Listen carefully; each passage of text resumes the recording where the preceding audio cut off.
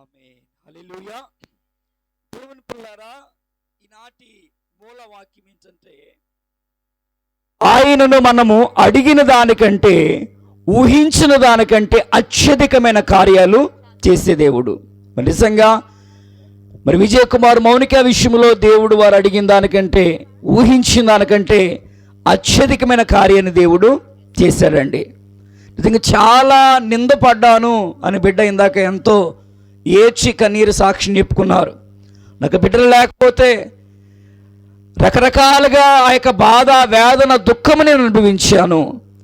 ఆ దుఃఖము నుంచి, ఆ బాధ నుంచి, వేదన నుంచి దేవుడు గొప్ప నివారణ నాకు ఇచ్చాడు. దేవునికి స్తోత్ర.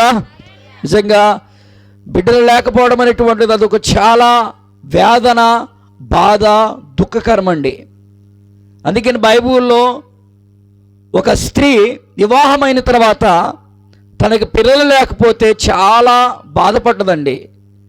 అందరూ కూడా ఆమెని గొడ్రాలు అంటున్నారని, పిల్లలు లేదని అంటున్నారని ఆమె ఆ బాధ తట్టుకోలేక దేవుని సంధికి వెళ్ళి ఎంతో రోధించి కన్నీరు కార్చి తన యొక్క కన్నీరును దేవుని సందులో కుమ్మరించుకుందండి. ఆ కన్నీటి ప్రార్థన దేవుడు ఆలకించి ఆ అన్న అనేటువంటి స్త్రీకి దేవుడు సంతానాన్ని దేవుడు అనుగ్రహిస్తాడు. దేవునికి స్తోత్ర. అలాగే విజయ్ కుమారు మౌనిక విషయంలో కూడా వారు దేవుణ్ణే నమ్ముకున్నారు, వారు దేవుని మీదే ఆనుకున్నారు.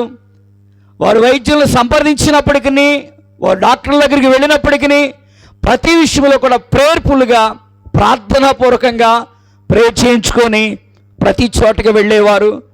వారికి ఎటువంటి డిస్టర్బ్ కలిగినా, ఎటువంటి ఆటంకం వచ్చినా, ఏ విధమైన ప్రాబ్లం అయినా ప్రతి విషయంలో కూడా విజయ్ కుమార్ మౌనిక డైరెక్ట్గా ఫోన్ చేసి, అయ్యగారండి బాధ కలిగింది, అయ్యగారండి ఇలా హాస్పిటల్కి వెళుతున్నాం, ఈ సమస్య వచ్చింది, దీని కొరకు మీరు ప్రేయర్ చేయండి అని అన్ని విషయాలు కూడా ఇరుగురు కూడా అనుక్షణం కూడా ప్రార్థన మీద ఆధారపడ్డారండి. ఒకటి వారికి విశ్వాసం, రెండోది సేవకులు సంఘము చేసిన ప్రార్థన. దేవుడు ఆ గొడ్రాలని నిందను మౌనిక మీద లేకుండా దేవుడు తీసివేసి 12 కుమార్తెను దేవుడు ఇచ్చాడు. దేవునికి స్తోత్ర. హల్లెలూయా. గట్టి చెప్పాలి. దేవునికి స్తోత్ర. హల్లెలూయా. 98వ కీర్తన 1వ వచనములో అక్కడ రాయబడినటువంటి వచనాన్ని ఒకసారి చదువుకుందాం. కీర్తనల గ్రంథం 98వ అధ్యాయం 1వ వచనం. యెహోవా ఆశ్చర్య కార్యములు చేసి ఉన్నాడు, ఆయనను గూర్చి చాలమ్మా. దేవుని పిల్లారా, దేవుడి కుటుంబములో గొప్ప కార్యాలు చేసేవండి, ఆశ్చర్య కార్యాలు చేసి ఉన్నాడు. మౌనిక విజయకుమారి జీవితంలో దేవుడు ఆశ్చర్య కార్యము చేసి ఉన్నాడండి. నిజంగా దేవుడు చేసే ఆశ్చర్య కార్యం ఎలాగే ఉంటుందండి. నిజంగా బిడ్డలు లేనటువంటి వీరి జీవితంలో దేవుడు బిడ్డను ప్రసాదించి ఒక గొప్ప కార్యం మౌనిక జీవితంలో, విజయకుమారి జీవితంలో ప్రభు చేసి ఉన్నాడు. దేవునికి స్తోత్ర.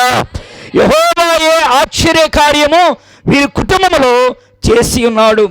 లూకాసు సువార్త 1వ అధ్యాయము 46, 49 వరకు చదివితే అక్కడ మరియ అంటుంది, సర్వశక్తిమంతుడు నాకు గొప్ప కార్యము చేసెను. దేవునికి స్తోత్ర.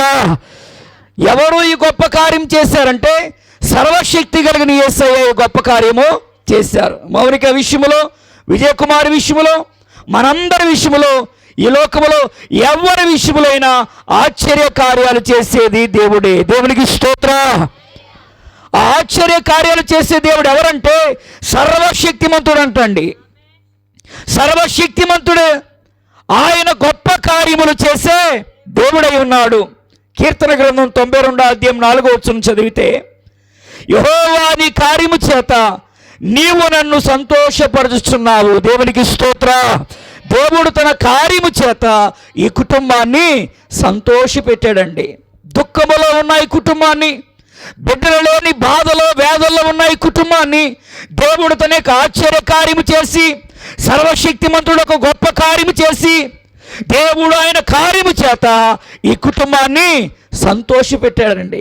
అందుకని సంతోషంగా సంఘాన్ని, బంధువులను, స్నేహితులను అందరిని పిలుచుకొని ప్రార్థన పెట్టించుకొని ఇంత ఘనంగా చేస్తున్నారండి. ఇంత ఘనంగా చేస్తున్నప్పుడు ప్రారంభము నుండి కూడా ఆటంకమేనండి. కరెంటు ప్రాబ్లం అండి, అన్నీ అయిపోయినాయండి. కరెంటు ఆటంకము. పాటలు పాడడానికి కరెంట్ లేదు, ప్రార్థన చేసేటప్పుడు ఆరాధన చేసేటప్పుడు కరెంట్ లేదు, సాక్ష్యం చెప్పేటప్పుడు కరెంట్ లేదండి. దేవుని మహాకృపను బట్టి దేవుని వాక్యం అందించేటప్పుడైనా కరెంట్ ఇచ్చినందుకు దేవునికి స్తోత్రం చెప్దామా? గట్టిగా హల్లెలూయా.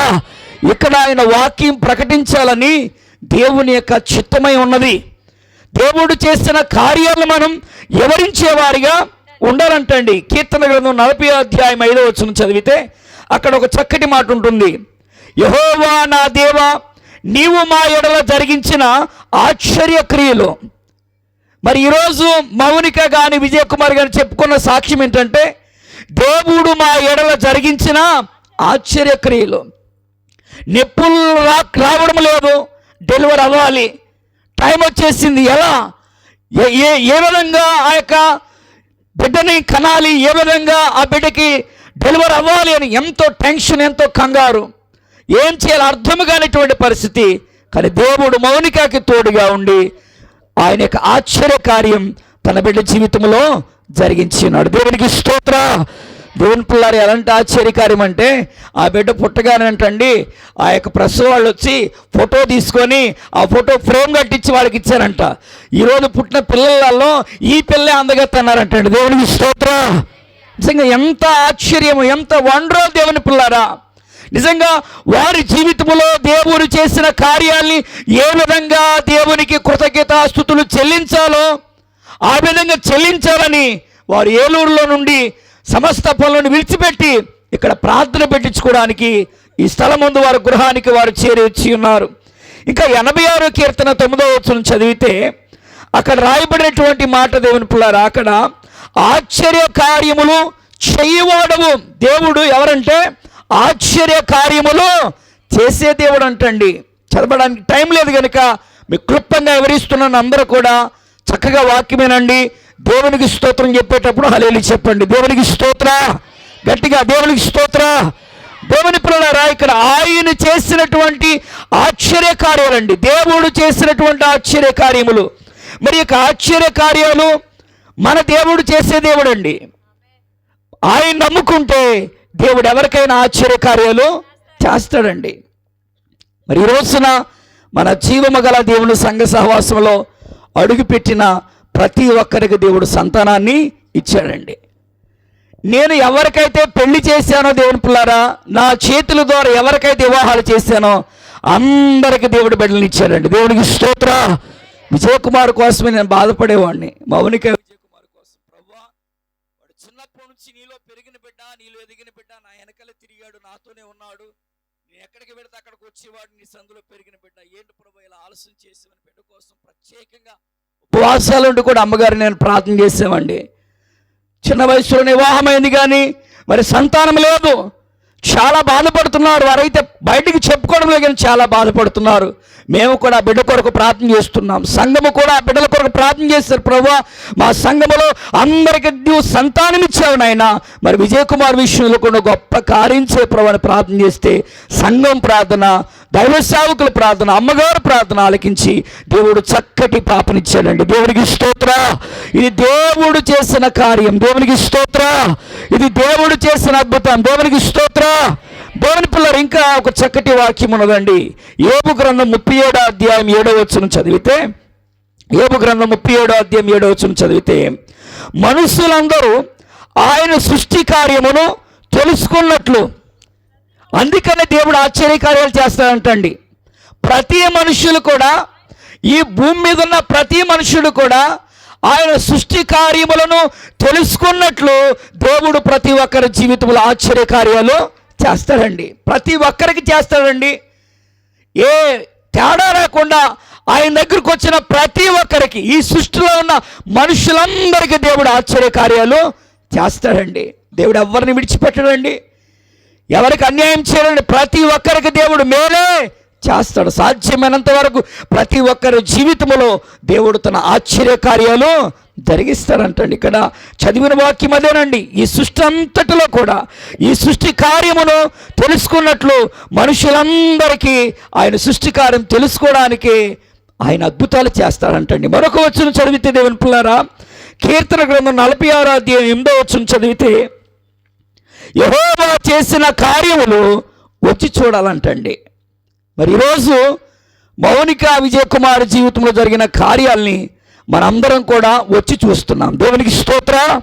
వారు ఎందుకు ప్రార్థన పెట్టించుకున్నారు, మనల్ని ఎందుకు పిలిచారు, ఈరోజు మనందరికీ ఎందుకని భోజనాలు ఏర్పాటు చేశారంటే మనందరం కూడా దేవుడు చేసిన కార్యాల్ని వచ్చి చూడడానికి. దేవునికి స్తోత్ర. ఈరోజు మా జీవితంలో మరి మౌనిక విజయ్ కుమార్ చెప్పారు, ఈరోజు మా జీవితంలో ఈ యొక్క ఆశ్చర్యకార్యం దేవుడు చేశాడు. ఆయన నమ్ముకున్నాం, ఆయన్నే ప్రార్థించుకున్నాం, ఆయన మీద ఆడుకున్నాం, దేవుడు మాకు ఈ జీవితంలో గొప్ప కార్యము చేశాడని చక్కగా వారు చెప్పారు. ఈరోజు మనందరం కూడా కార్యాన్ని వచ్చి చూసాం. దేవునికి స్తోత్ర. మరి మీరు కూడా మీ బిడ్డల విషయంలో కానీ మీ కుటుంబ విషయంలో కానీ మీరు కూడా ఆయన నమ్మితే, మీరు ఏ విషయంలో ఆయన నమ్మితే ఆయన నమ్మిన ప్రతి ఒక్కరికి దేవుడు తప్పకుండా సహాయము చేస్తాడు. దేవుని పిల్లారా, మరొక వాక్యం చదువుకుందాం. ద్వితీయోపదేశకాండం 11వ అధ్యాయము 7వ వచనం చదివితే, యెహోవా చేసిన ఆ గొప్ప కార్యమంతయు మీ కన్నులు చూచినవి కదా. దేవుని పిల్లారా, దేవుడు చేసిన ఆ గొప్ప కార్యములు మీ కన్నులు చూచినవి కదా. మరి నిజంగా విజయ్ కుమార్ మౌనిక విషయంలో నిజంగా దేవుడు చేసిన కార్యాలు ఫస్ట్ వాళ్ళు చూశారు, వారి బంధువులు చూశారు. ఇదిగో ఈ రాత్రి మన గ్రామస్తులు సంఘస్థులు అందరూ కూడా మన కన్నులు వారికి పుట్టిన బిడ్డ వైపు చూచి ఉన్నవి కదా, కళ్ళారు చూశాము కదా. వారిని వారి జీవితంలో వారికి ఇచ్చిన కుమార్తెను కూడా చూసే కృపను దేవుడు మనకి ఇచ్చినాడు. దేవునికి స్తోత్ర. చెప్పలు గట్టిగా హల్లెలూయా, ఇంకా గట్టిగా హల్లెలూయా. ఆయన చేసిన ఆ గొప్ప కార్యమంతయు నీ కన్నులు చూచి ఉన్నవి కదా. మరి దేవుడు చేసిన ఈ గొప్ప కార్యములను బట్టి మనం ఏం చేయాలంటే కీర్తన గ్రంథం 105వ అధ్యాయము 1 నుంచి 5 వచనాల వరకు చదువుకుందాం. అందరూ కూడా బైబిల్ తీయండి.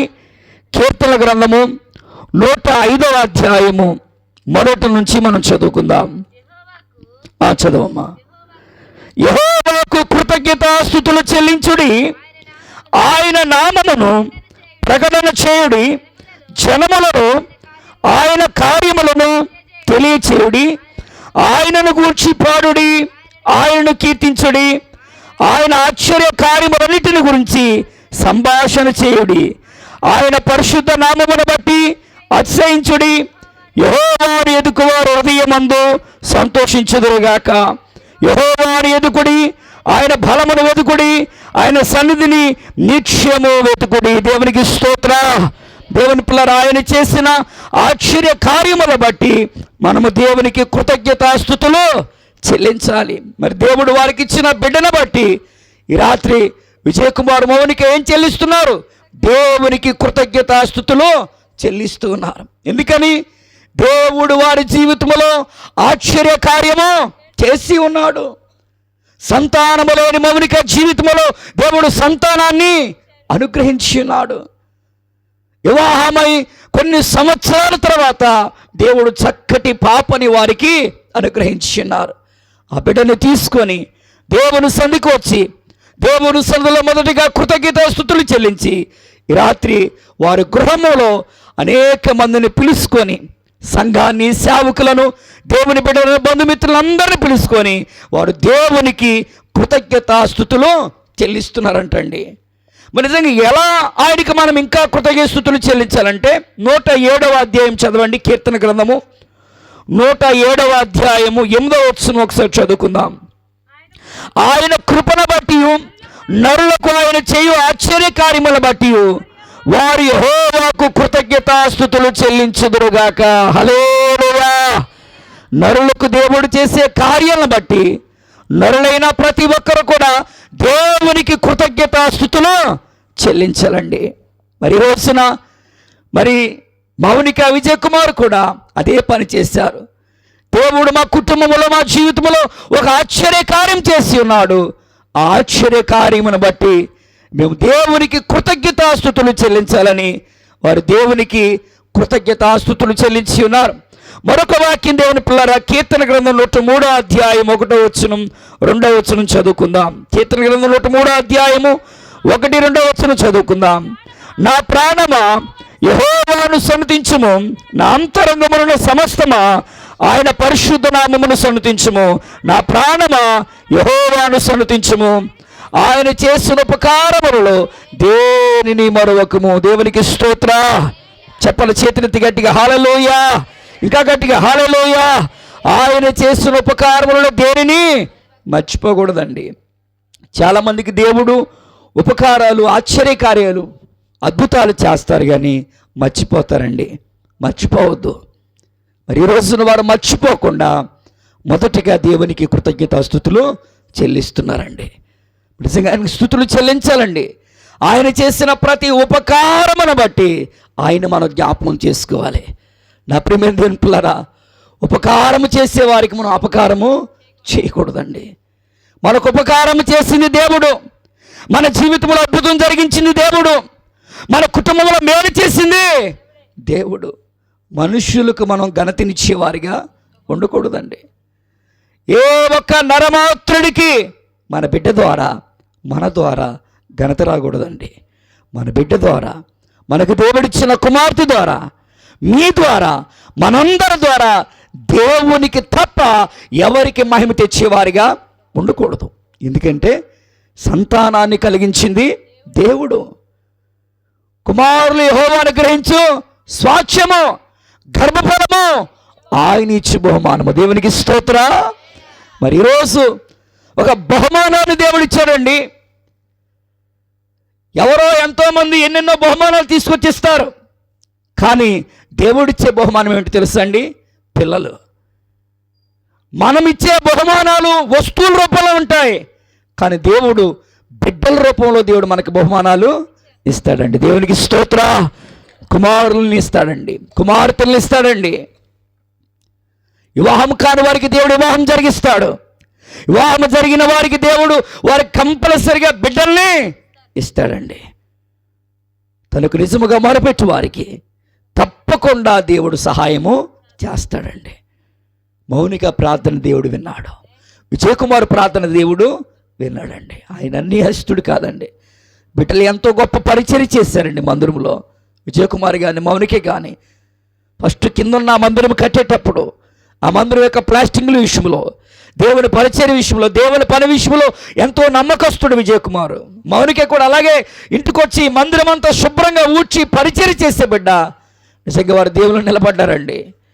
వారికి బిడ్డలకి ఆ టైంలో లేనప్పటికీ, గర్భఫలం ఆ టైంలో ఆ బిడ్డకి రానప్పటికీ నేను దేవుని పని చేయాలి, దేవుల్లో ఉండాలని నమ్మకంగా ఇక్కడున్న ఆ సమయాలలో, మరి ఇప్పుడైతే ఏలూరులో ఉన్నారు కానీ గత కొన్ని సంవత్సరాల కిందట బిడ్డలు ఇక్కడ ఉండేవాళ్ళు.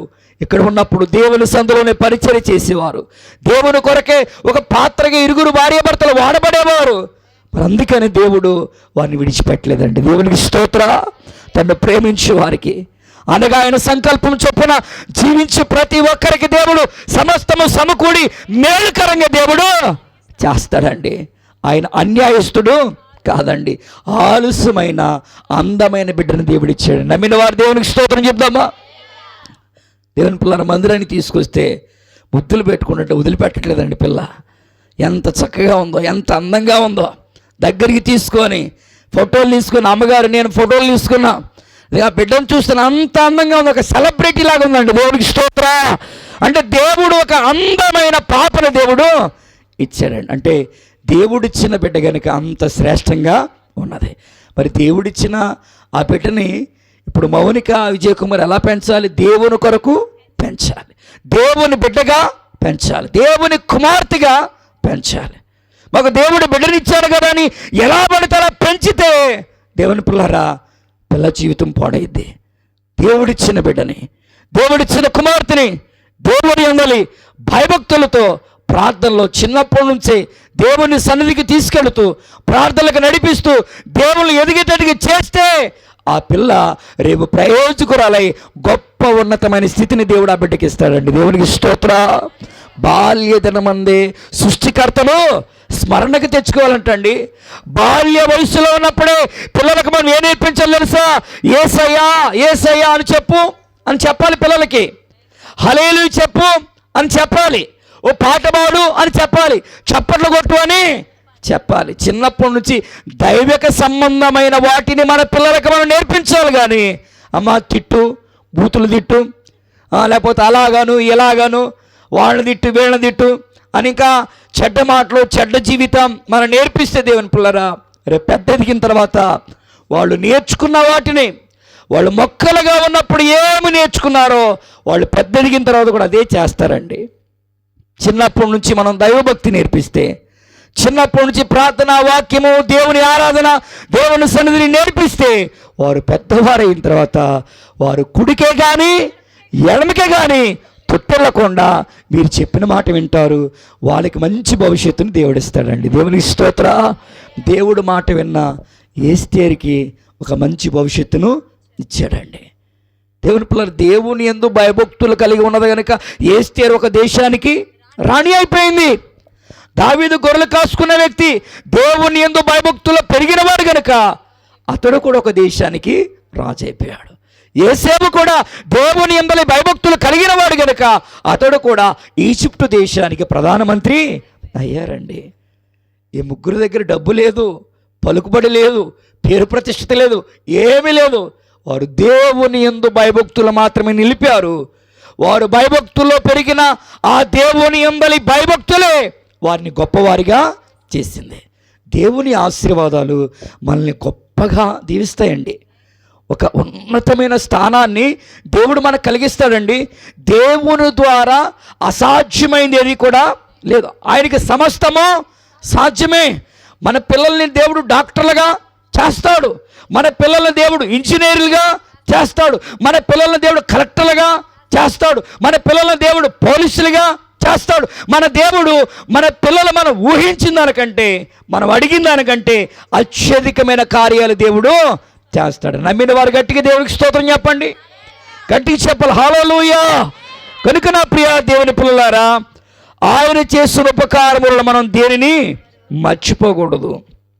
మరి దేవుడు మనకి ఉపకారములు జరిగిస్తే మనం ఏం చేయాలి? కీర్తన గ్రంథం 116వ అధ్యాయము 12వ వచనం చదువుకుందాం. కీర్తన గ్రంథము 116వ అధ్యాయము 12వ వచనం చదువుకుందాం. చూడండి, అందరూ కూడా, యెహోవా నాకు చేసిన ఉపకారములన్నిటికీ నేను ఆయనకేమి చెల్లించదును? రక్షణ పాత్రను చేతపుచ్చుకొని యెహోవా నామమున ప్రార్థన చేసేదను, యెహోవాకు నా మొక్కుబళ్ళు చెల్లించెదను. హల్లెలూయా. ఆయన ప్రజలందరి ఎదుటనే చెల్లించెదను. మరి దేవుడు చేసిన గొప్ప కార్యాలను బట్టి ఏం చెల్లించాలి? రక్షణ పాత్రను చేత పట్టుకొని దేవునికి మనం ప్రార్థన చేయాలండి. ఆయనకి మనం కృతజ్ఞత స్తుతులు ఈ విధంగా చెల్లించాలి. ఇక్కడ చెప్పినట్టుగా ఆయన చేసిన ఉపకారములన్నిటికీ నేను ఆయనకేమి చెల్లించెదను? రక్షణ పాత్రను చేతపుచ్చుకొని యెహోవా నామమున ప్రార్థన చేయాలి. దేవుడు చేసిన గొప్ప కార్యమును బట్టి ఫస్ట్ విజయకుమార్ మౌనిక దేవునికి ప్రార్థన చేసుకోవాలయ్యా, నీవు మాకు ఇచ్చిన బిడ్డ ప్రభువా, ఈ బిడ్డని మీరు ఆశీర్వదించు నాయనా, మీరు మాకు ఈ బిడ్డ ఇచ్చినందుకు నీకు వందనాలు ప్రభు అంటూ దేవుడు చూపించిన గొప్ప కృపను బట్టి దేవుని యొక్క రక్షణ పొందిన బిడ్డలే గనుక, విజయకుమార్ మౌనిక ఇద్దరు కూడా బాప్తిసం పొందినవారు గనుక రక్షణ పాత్రను చేతపుచ్చుకొని యెహోవా నామమును బట్టి వారు ప్రార్థన చేయాలి. వారి యొక్క మొక్కుబళ్ళన్నీ కూడా చెల్లించుకునేవారిగా ఉండాలి. దేవుని పిల్లారా, దేవుడు చేసిన ప్రతి అద్భుత ఆశ్చర్య కార్యాలకి మన మొక్కుబళ్ళు ఆయన సన్నిధిలో మనం చెల్లించుకునేవారిగా ఉండాలి. చాలామంది దేవుడు చేసిన కార్యాల్ని మర్చిపోతూ ఉంటారు. దేవుడు చేసిన మేలులు అద్భుతాలు అన్నీ మర్చిపోతూ ఉంటారండి. ప్రార్థన పెట్టించుకుంటూ ఉంటారు, మర్చిపోతారండి. దేవునికి ఏదైనా చేస్తామంటారు, మర్చిపోతారండి. దేవునికి ఏదైనా ఇస్తామంటారు, మర్చిపోతారండి.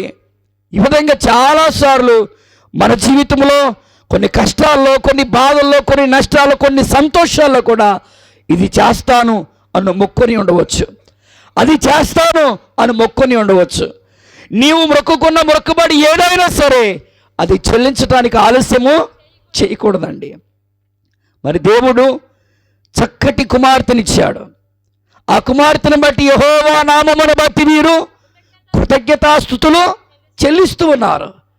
ఈ కృతజ్ఞత స్తుతులే చెల్లించడమే కాదు, కానీ ఏమైనా మొక్కుబడి ఉంటే ఆ మొక్కుబడి కూడా బిడ్డ నిమిత్తమై తప్పకుండా చెల్లించుకోవాలి. చాలామంది మొక్కుబడి అంటే అక్కడికి ఇక్కడికి మొక్కుంటారండి. అసలు ప్రార్థన చేసిందేమో దానియేలు గారు, అమ్మగారు, సంఘం అందరూ ప్రార్థన చేసింది మేము పలానా చోటగా మొక్కున్నామని అంటారండి. అక్కడ నీకోసం ఎవరు ప్రార్థన చేశారు చెప్పండి? నీ సంఘము, నీ సేవకులు, నీ అమ్మగారు, మీ యొక్క అయ్యగారు, మీ సంఘమంతా ఉపవాసాల నుండి కన్నీరు కాచి ప్రార్థన చేస్తే నువ్వు ఎక్కడికి మొక్కోవాలి? నీ గుళ్ళో మొక్కోవాలి. నా గుళ్ళో ప్రభువా నాకు బిడ్డనిచ్చావు కనుక ఈ బిడ్డ నిమిత్తమై మా చర్చిలో అన్నప్రాశన చేసుకుంటాను. నువ్వు నాకు బిడ్డనిచ్చావు కనుక మా చర్చికి ఒక 50 కుర్చీలు ఇస్తాను ప్రభువా. నువ్వు మాకు బిడ్డనిచ్చావు కనుక మా చర్చికి స్లాప్ వేస్తున్నారు, ఆ స్లాప్కి ఏదైనా కొంత సహాయం నేను చేస్తాను ప్రభువా. మనకు ప్రార్థన చేసే దైవజనులను, సేవకులను, సంఘాన్ని మర్చిపోయి వేరే చోట మనం మొక్కుంటే ఏమి లేనివారు? మనం కృతజ్ఞత లేనివారం. నీకోసం నిద్రావారం లేకుండా ప్రార్థించిందేమో మీ అయ్యగారు. నీకు పిల్లలు కలగానే ప్రార్థన చేసిన సంఘం. నువ్వు ఏది మొక్కుకున్నా సంఘములోనే మొక్కుకోవాలి. నీ మొక్కుబడి ఎక్కడ చెల్లించుకోవాలి? మందిరములోనే, ఆయన సన్నిధిలోనే చెల్లించుకోవాలి. ఆయన ప్రజలందరూ ఎదుటే చెల్లించుకోవాలి. ముక్కు మొహం లేని వారి దగ్గరికి వెళ్ళి మొక్కుబడి చెల్లించుకోవడం ఏంటండి చెప్పండి? ఎవరు మన కోసం ప్రార్థన చేశారు? గుర్తెరగొద్దా మనం? ఏ సంఘం మన కోసం ప్రార్థన చేశారు? ఏ దైవజనుడు ప్రార్థన చేశాడు? ఏ అయ్యగారు, ఏ అమ్మగారు ప్రార్థన చేశారు? ప్రార్థన చేసిన వారు మనం మర్చిపోయేవారిగా ఉండకూడదండి. మనం వెళ్ళే చోటకి మనం వెళ్ళి తిప్పల పట్టడం తప్ప మనల్ని పట్టించుకునే నాదుడు ఉండరు. కనుక మనల్ని పట్టించుకొని మన సేవకులు మనకున్నారు, మన కొరకు ప్రార్థించే సంఘం ఉన్నది, మనల్ని గుర్తెరిగే దైవజనులు మనకి ఉన్నారు. మేలు చేసినందుకు అయ్యగారికి, అమ్మగారికి ఒక జత బట్టలు పెట్టు, పుణ్యం కలిగిద్ది. దేవునికి స్తోత్రం. ఎందుకని? నీకోసం కష్టపడింది నీ సేవకులు కనుక, నీకోసం కష్టపడింది నీ మందిరం కనుక. ఇలాగే ఇప్పుడు విజయ్ కుమార్ మౌనికి ఏం చేస్తానంటే నా సంఘములో భోజనాలు పెట్టుకోవాలని చూడండి ఎంత తీర్మానం కలిగి ఉన్నారు. ఇదే ఒక త్యాగం. నా సంఘం ప్రార్థన చేశారు, నా దైవజనులు ప్రార్థన చేశారు. ఈరోజు నా దైవజనులు, నా సంఘాన్ని పిలుచుకొని నేను దేవునికి కృతజ్ఞతాస్తుతులు చెల్లించాను. ఇది చాలు. ఇంకా మనం ఎక్కడికి వెళ్ళి ఏమి చేయవలసిన పని లేదు. చేసామా? ఎవరు చూస్తున్నారు చెప్పండి? ఎవరు చూస్తున్నారు? చూస్తున్నాడమ్మా చెల్లి, చూస్తున్నాడమ్మా నువ్వు చేసే పనులన్నీ చూస్తున్నాడమ్మా. అడుగుతాడమ్మా లెక్క, అడుగుతాడమ్మా తీర్పు రోజు నిన్ను లెక్క అడుగుతాడమ్మా. హల్లెలూయా. మనలన్నీ దేవుడు చూస్తున్నాడండి. దేవుని పిల్లారా, నీవు దేవునికి మొక్కుబడి చేసుకుని ఎడలా దాన్ని చెల్లించుటకు ఆలస్యమో చేయకము. నీవు మొక్కుకొని దాన్ని చెల్లించము. నీవు మొక్కుకొని చెల్లింపకుండుట కంటే మొక్కుకొనక ఉండడమే మేలు. చాలామంది మొక్కుకుంటారు, చెల్లించరు. దేవుని పిల్లారా, మనం ఏదైనా అనుకున్నాము అంటే అది వెంటనే చెల్లించుకోవాలి. మరి ఈరోజు ప్రార్థన విషయంలో నిన్న బిడ్డలు చాలా కలవరపడ్డారండి. మౌనిక, విజయ్ కుమార్. ఎందుకంటే మౌనిక వాళ్ళ పెదనాన్న గారికి బాగోలేదు, అనారోగ్యము, బలహీనత, సీరియస్గా హాస్పిటల్లో తీసుకెళ్లారు. చాలా భయంకరమైన పరిస్థితులు అతడు ఉన్నాడు. అన్నయ్య ప్రార్థన ఏముంది కానీ ఆయన బాగుండాలన్నయ్య, ప్రార్థన ఈరోజు కాకపోయినా ఇంకోసారి పెట్టుకుంటామని అంటే నేను అన్నాను, నాన్న ఆయన బాగుంటాడు, మీ ప్రార్థన ఆగదని చెప్పానండి. దేవునికి స్తోత్ర. దేవుని కృపను బట్టి గత రాత్రి ప్రార్థన చేసాం. మరలా మధ్యాహ్నం వచ్చాడు, అన్నయ్య మరలా సీరియస్గా ఉందంట, ఆ బిడ్డ కొరకు ప్రార్థన చేయమంటే మరలా మధ్యాహ్నము ప్రార్థన చేశాం. దేవుని పిల్లరా, దేవుని పని ఆగదండి. ఆయన పని మనం చేయాలనుకున్నప్పుడు ఆయన పని జరిగిద్దండి. ఎంత ఆటంకమైనా దేవుడు ఎంతమందిని నడిపించి ఏ ఆటంకము లేకుండా నిరాటంకముగా దేవుడు గొప్పగా జరిగిస్తున్నాడు. దేవునికి స్తోత్ర. ఆయన చేసిన కార్యములు కంటికి కనబడవు, చెవులకి కనబడవు, హృదయానికి అగోచరమైన గొప్ప కార్యాలు దేవుడు చేస్తున్నాడు. నమ్మిన వారు గట్టిగా దేవునికి స్తోత్రం చెప్పండి. ఇంకా గట్టిగా హల్లెలూయా. ఆటంకము లేకుండా దేవుడు చక్కగా జరిగిస్తున్నాడు. కనుక నా ప్రియమైన దేవుని పిల్లరా, నేను వాక్యాన్ని ముగించేస్తూ ఉన్నాను. మరి దేవుడి కుటుంబంలో ఆశ్చర్య కార్యాలు చేశాడు, అద్భుతాలు చేశాడు. నిజంగా ఎలాంటి కార్యం అంటే, బిడ్డలు లేని దుఃఖములో వ్యాధుల్లో ఉన్నప్పుడు ఇటు చూసిన వారు అట్ట నిన్నగాక మొన్న పెళ్ళైన వారికి సంతాన ప్రాప్తి కలుగుతుంది. నాకేంటి ఇంకా బిడ్డలు లేరని మదన పడుతూ దుఃఖిస్తున్న సమయంలో, రోధిస్తున్న సమయంలో, ఏ ఫంక్షన్కి వెళ్ళాలన్నా, ఏ కార్యక్రమానికి వెళ్ళాలన్నా బిక్కు అనుకుంటూ చాలా దుఃఖముతో రోధిస్తూ అలా తన యొక్క బాధను తన కడుపులో పెట్టుకున్న ఆ యొక్క మౌనిక మరి ఈ రోజున ఎక్కడికి వెళ్ళడానికైనా సంతోషంగా వెళుతుంది. దేవునికి స్తోత్ర. ఎందుకని? దేవుడు చక్కటి కుమార్తెనే ఇచ్చాడు. ఇప్పుడు ఆ బిడ్డ మీద ఏ నింద కూడా లేదు. దేవుడు ఆశీర్వదిస్తే ఇంత గొప్పగా ఆశీర్వదిస్తాడండి. ఆయన దగ్గరికి వచ్చిన వారిని ఎవ్వరు విడిచిపెట్టడండి. దేవుడు ఒక వాక్యం చెప్తున్నాడు, అడుగుడి మీకు ఇవ్వబడును. వారు అడిగారు కనుక దేవుడు చక్కటి పాపని ఇచ్చాడు, చక్కటి బిడ్డని ఇచ్చాడండి. మరి దేవుడు చేసిన ఆశ్చర్య కార్యములు మరి మనం ఒక్కడమే కాదు కానీ మన ప్రగడవరం గ్రామస్తులందరూ కూడా చూడాలి. అందరికీ దేవుడు ఆశ్చర్య కార్యాలు చేయాలి. మరి ఈరోజు మౌనిక విజయ్ కుమార్ జీవితంలో జరిగిన కార్యము, మన గ్రామంలో ఎవరికైనా ఇంకా సంతాన ప్రాప్తి లేదా, ఈ ప్రసంగము ద్వారా, ఈ ప్రార్థన ద్వారా బిడ్డలు లేని వారికి దేవుడు బిడ్డలు కలుగునుగాక. హల్లెలూయా. ఎవరైతే పిల్లల కొరకు ఎదురు చూస్తున్నారో వారందరికీ దేవుడు గర్భఫలాలు అనుగ్రహించునుగాక. ఇది ఒక్కటే కాదండి, ఏదైనా ఇస్తాడండి. ఆయన అడిగే ప్రతి ఒక్కరికి దేవుడు ఏదైనా, వివాహం జరిగించాలంటే వివాహం జరిగిస్తాడండి, ఉద్యోగం కావాలంటే ఉద్యోగం ఇస్తాడండి, వ్యాపారం బాగుండాలంటే వ్యాపారం బాగుంటుందండి, మీ పాడి పంటలు, మీ యొక్క పిల్లల చదువులు అందరూ కూడా బాగుండాలంటే మీరు ఏది అడుగుతారో మీరు అడిగింది దేవుడు తప్పకుండా ఇస్తాడండి. ఆయన ఇవ్వని దేవుడు కాదండి, అందరికీ సహాయం చేస్తాడు. ఒక్కటి గుర్తుపెట్టుకోవాలి, అదేంటంటే ఆయన ఇచ్చిన తర్వాత జీవితంలో ఆయన మర్చిపోయేవారిగా ఉండకూడదండి. దేవుడు చేసిన కార్యాలు మన ప్రాణమున్నంత వరకు కూడా ఆయన కనపరుస్తూనే ఉండాలి. దేవుని పిల్లలారా, ప్రార్థన చేస్తే దేవుడిచ్చిన బిడ్డ, కన్నీరు కారిస్తే దేవుడిచ్చిన బిడ్డ, ఉపవాసాలు ఉంటే దేవుడిచ్చిన బిడ్డ.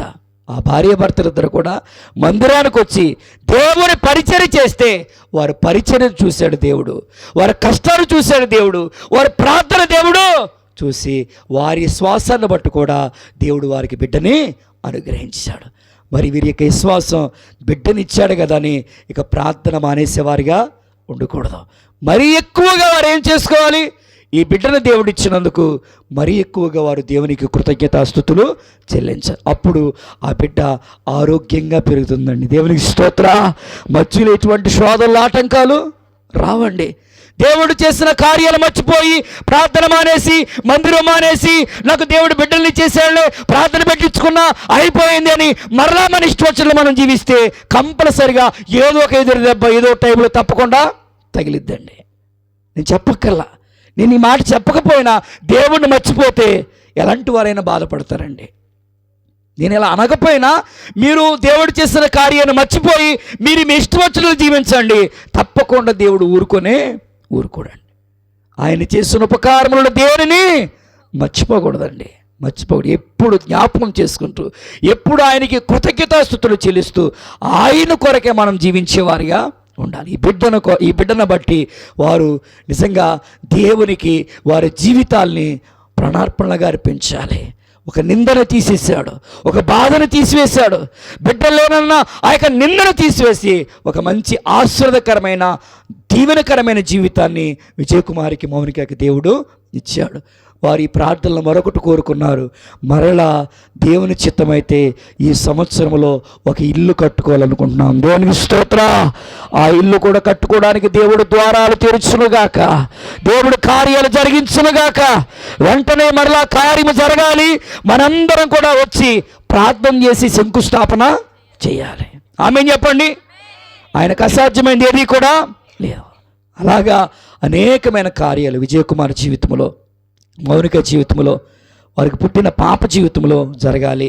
అలాగే సోనికి ఇచ్చిన భర్త గారు, వారి పిల్లలు, వారి కుటుంబాన్ని కూడా ప్రభు దీవించాలి. అలాగే చిన్న మరియక్క, యెహోషువ బావ, వారి కుటుంబాన్ని కూడా ప్రభు ఆశీర్వదించాలి. అలాగే గంగమ్మ తల్లి గారు, వారు ఎక్కడున్నా సరే ఆ తల్లిగారిని కూడా ప్రభు దీవించాలి.